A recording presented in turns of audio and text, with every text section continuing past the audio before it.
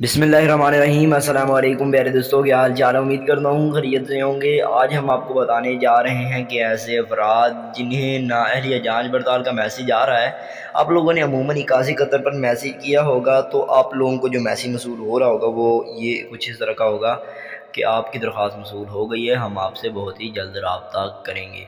तो क्या ऐसा मुमकिन है कि हम पैसों वाला मैसेज हमें पता चल सके कि क्या हमारी रजिस्ट्रेशन हो गई है या नहीं हुई?